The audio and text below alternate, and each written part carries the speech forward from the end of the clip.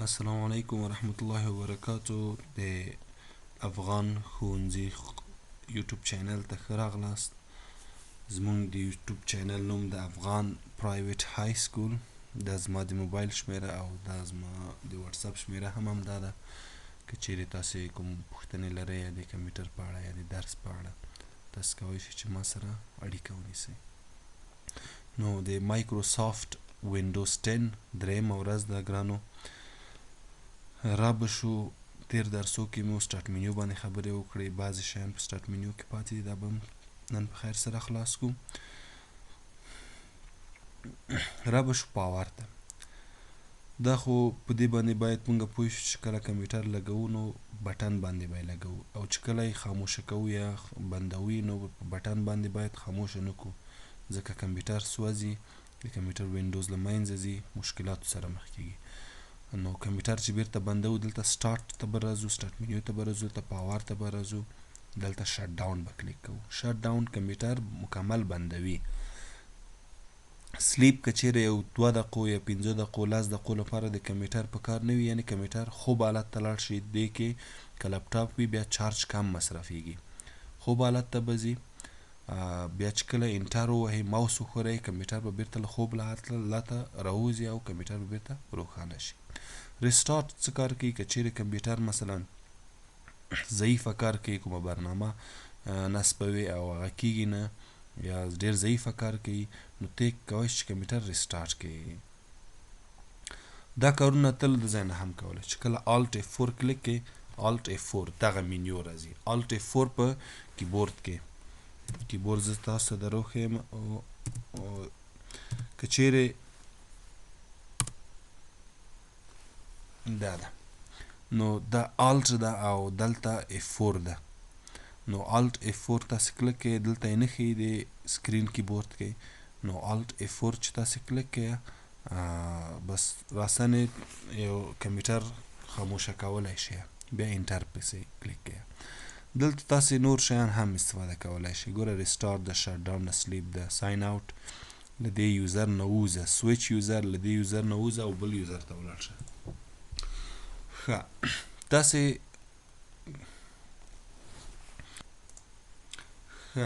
دغه تاسې کولی شئ چې دا کیبورډ ما چې کله کوم کیبورډ په صفحې په مخ راوسته، مثلا یو ځای کې کمپیوټر کې کیبورډ نه وي، مثلا تاسې غواړئ لیکنه وکوئ یا کوم دري توری تاسو نه په یاد نه وي چې کوم ځای کې نوشته کیږي، نو تاسې سټارټ له آر سره کلیک کوئ. سټارټ بټن په کمپیوټر کې یا کیبورډ کې سټارټ له آر سره کلیک کوئ او او اس کا ولیکئ. او اس کا انټر کړئ.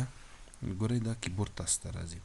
که چیرې غواړئ چې ژبه د کمپیوټر تبدیله کړئ د لیکلو، دلته هم کلیک کولی شئ. ګورئ پښتو دري، او دلته په شارکټ باندې څرخم کوئ. شیفټ داسې پریس ونیسئ، داسې چق په ګوتې باندې، او الټ به پریس کړئ. ژبه به اتومات تبدیلیږي. ګوره شیفټ ما ونیو، الټ، ګوره ژبه پښتو شوه. بیا شیفټ له الټ سره ګوره فارسي شوه. ښه، دا د کمپیوټر خاموشېدلو هغه. را به شو سیټینګ ته. سیټینګ کې ډېر زیات موضوعات دي. دا د درسو په جریان کې به ووایو. اوس د کمپیوټر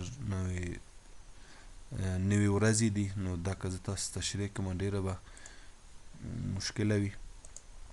دا به په خیر سره بیا په راتلونکو ورځو کې تاسو ته تشریح کړم. فایل ایکسپلورر دا څه کار کوي؟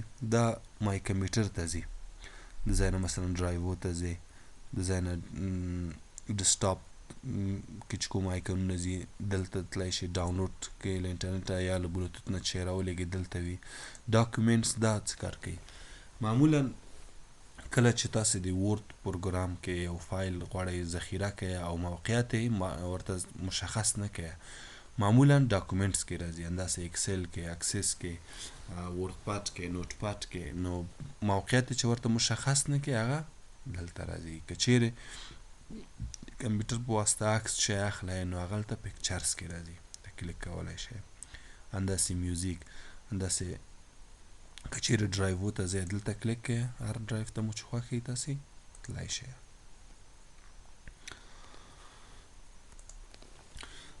ښه که چیرې مثلا کمپیوټر کې تاسې وینډوز نوی انسټال کړئ نو دا د مای کمپیوټر آیکن نه وي. مثلا دلته دا ما ډیلیټ کړه. کمپیوټر کې چې وینډوز نوی انسټال کړئ بس تنها دا وي، بس مای کمپیوټر آیکن هم نه وي. دا له کوم ځای نه راځي؟ تاسې راشئ راست کلیک کړئ د ماوس پرسونلایز ته راشئ، دلته بیا تاسې چیرته راځئ دیمز ته، دیمز دلته کلیک کړئ، دلته ګوره ډیسکټاپ آیکن سیټینګ، دلته چې کلیک کړئ دغه علامه به ټیک مارک کړئ ډیسکټاپ آیکن، دا به ټیک مارک کړئ، اپلای به کړئ، اوکې به کړئ، دلته راشئ ګورئ راغی. که چیرې د دې آیکن د مای کمپیوټر د چهره تغییرویه، دا به چیرته کلیک کوئ بیرته پرسونلایز ته راشئ، دلته به دیمز ته راشئ، دلته ډیسکټاپ آیکن ته راشئ، دلته ګوره دا کلیک کړئ او دلته ورته وایئ چینج آیکن. دلته هر آیکن دی چې ته خوښیږي هغه ته انتخابوی شي. مثلا دا آیکن زما خوښیږي، اوکې که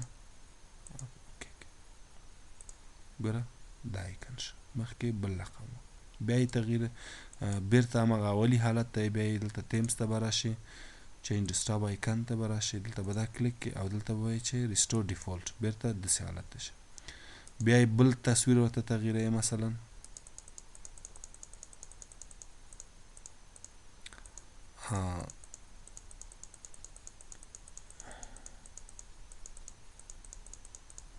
مثلا دا آیکن اوکې که اپلای که.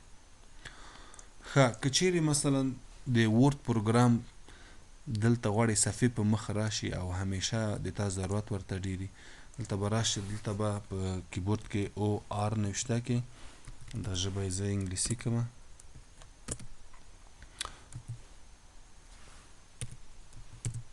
او آر دلته ورد، دا غواړم چې صفحې په مخ اوسي همیشه، یعنې زر ډېر مې ضرورت کېږي.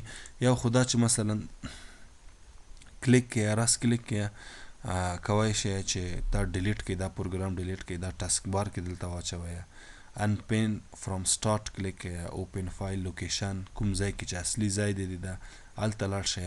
خو زه غواړم چې ډیسکټاپ په مخ دا واچوم، داسې کش به یې کړئ، دا اوپن شه، دلته کش به یې کړئ، بس دلته به یې واچوئ. ښه که د ځای نه ونه شه تاسو څه کار کوئ، دلته به راشئ آل فایل ته به لاړ شئ، دلته ورد پروګرام ته به لاړ شئ، په ډبلیو ځای کې دلته ده، دې ځای نه به دا داسې راواخلئ، داسې به یې کش کړئ. ښه دلته نه کېږي،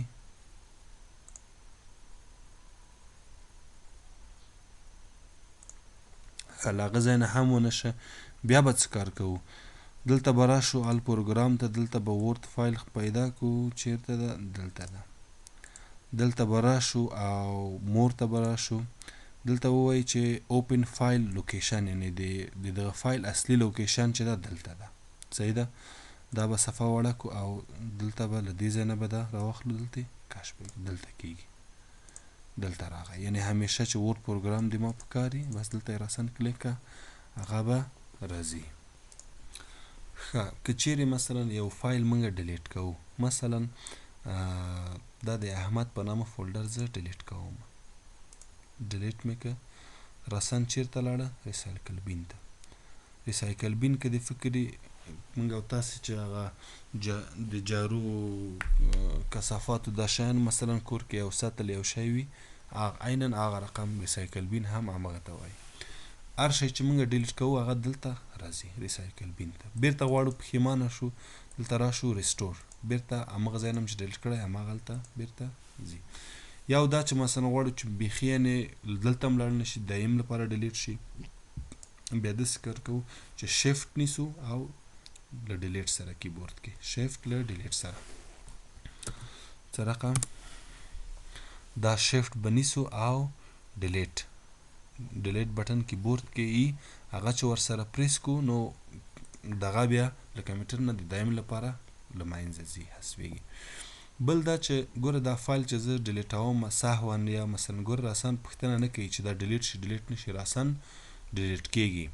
که غواړو چې دغه مسیج موږ ته وښیي چې آیا ته رښتیا په واقعا غواړې دا ډیلیټ کړې ډیلیټ یې نه کړې، نو دا به چیرته راځو دا به په ریسایکل بین باندې راس کلیک کوو پراپرټیز ته به راځو او دلته ګوره ډسپلی ډیلیټ انفارمیشن ډایلاګ دا کلیک که دا